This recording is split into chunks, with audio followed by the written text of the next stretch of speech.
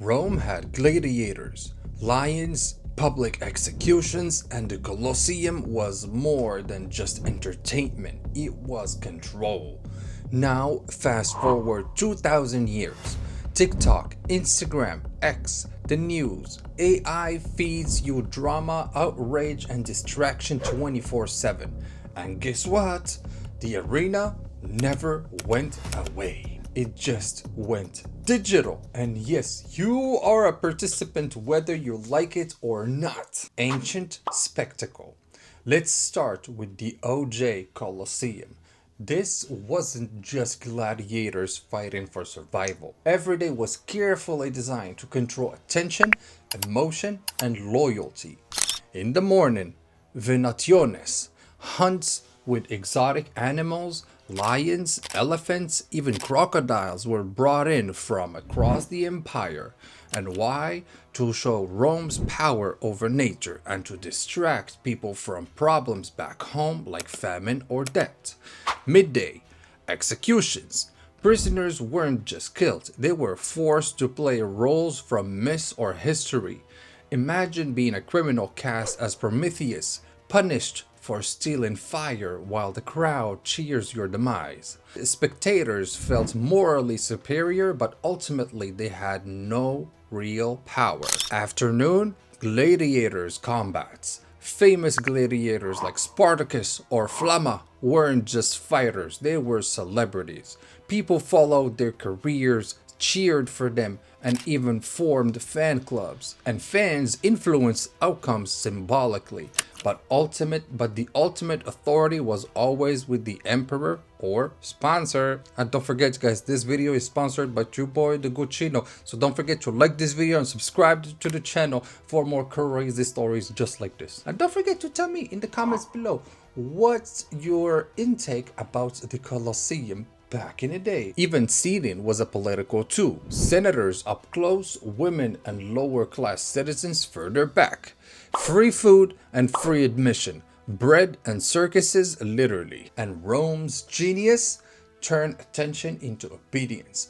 People cheered, bonded, and forgot about inequality or political decay. People went freaking just nuts. Spectacle masked fragility at that point. And at the same time, people were rooting not for the wrong thing, but they were literally choosing violence over anything. And since they were so hooked on that violence, they couldn't think of anything else. Just like how, modern UFC and all of that. We'll get to talk about it throughout the video, so stay with me. Modern spectacle. And now, here's the twist. The Colosseum did not disappear. It just evolved, like a Pokemon. Pikachu! Social media. TikTok, Instagram, X, algorithms that pick what's dramatic, outrageous, or viral. You don't choose what you see, the algorithm does.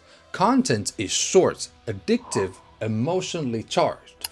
Public shaming, viral challenges, moral panic, gladiator combat for attention without the blood. Basically, for example, a TikTok influencer posts a controversial prank.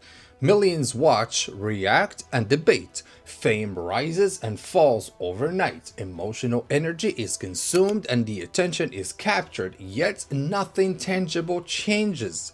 Then when you switch to sports, and in the sports and the mass entertainment world, you've got the Super Bowl halftime shows. You've got the FIFA World Cup finals, the NBA playoffs. They mimic gladiator drama basically. Fans form tribes, chant slogans, suffer emotionally when their team loses. Athletes risk injury for the spectacle. And Roman blues versus greens, soccer rivalries today.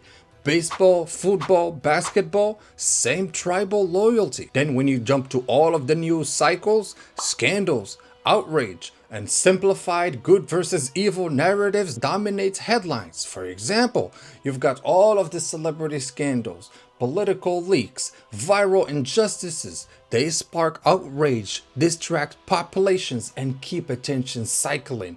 And then you don't forget about AI. Don't forget about AI. Deepfakes, generative AI, predictive algorithms. Now the spectacle can scale infinitely, creating new controversies and personalities without human actors. You're both gladiator and spectator at the same time. AI measures, predicts, and manipulates attention in ways Rome could never wish of. Literally, this is the dream of what the Roman could have thought of. But basically, even with AI is so crazy today that you can create AI grok images out of nowhere. Personally, it's kind of troubling, Escaping the arena. So how do you survive the modern Colosseum? By building an anti-colosseum. Of course. What did you think? Here's how. Personal strategies. Number 1, morning discipline. No feeds, no news. Write, read, and create. Your brain is the strongest before the algorithm starts to hijack it. Second, creation first approach. Produce content, art, code, or ideas before consuming. Even 20 minutes daily is a shield. Third, scheduled exposure. Allocate specific times for social media. Treat it like a tool, not a default reality. Number 4, depth sessions. Weekly blocks of reading, reflection, or meaningful conversation rebuild perspective. And number 5, community. Small circles, real connections, discussions without performative approval. And then focus on career strategies too. Build durable impact and not attention. For example, infrastructure engineers, educators, operational leaders, policy analysts, researchers, and avoid hype-driven or performance careers like viral influencers, attention-grabbing pundits, or endless marketing. And keep this question for you. Why would my work matter if nobody was watching, basically? That's a tough question, but that's a question that we should all start asking each other. Telling you. And then institutional strategies. Build resilient organizations, low visibility, documented decisions, redundancy, slow growth. For example, libraries preserving knowledge, civil servants maintaining utilities, educational institutions teaching skills over clicks. And for the culture, competence over charisma, clarity over chaos, and system over heroism. Leadership after the spectacle. Leadership in the arena, loud, charismatic, emotional.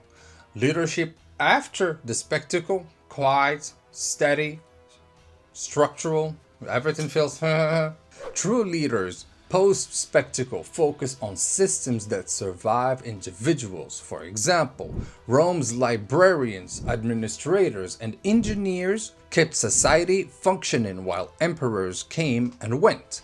And for example, modern civil service leaders reforming bureaucracies quietly, stabilizing infrastructure, or preserving institutions during crisis. And the key trait to get from this is that legibility over charisma, builders over amplifiers, moral restraint, and truth without theatrics. Collapse and resilience. Collapse isn't sudden. Rome did not fall because of gladiators. It fell when the systems failed. Spectacle hides fragility. Attention is stolen. Emotions are manipulated.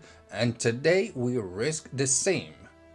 Digital colosseums, AI algorithms, news cycles, all of it distracts from building, learning, and preserving. But here's where the silver line is. Resilience is possible. Post-spectacle civilizations reward builders, educators, engineers, analysts, and quiet leaders who prepare for the long game. For example, non-viral researchers whose work prevent disease outbreaks, or infrastructure planners who prevent citywide blackouts, or educators who teach critical thinking rather than chasing trends. And the big takeaway from this, the arena is everywhere, but you can choose your role in it. Will you be a gladiator performing for likes and outrages, or a builder quietly shaping systems, knowledge, and skill that survive when the spectacle fades? gods. Remember, Rome remembered the emperors.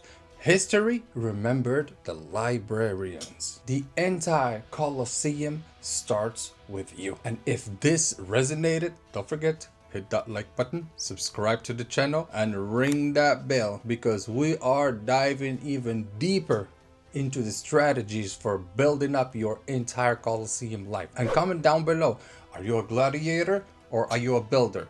Let me know down in the comments below. And remember, attention is the modern empire basically.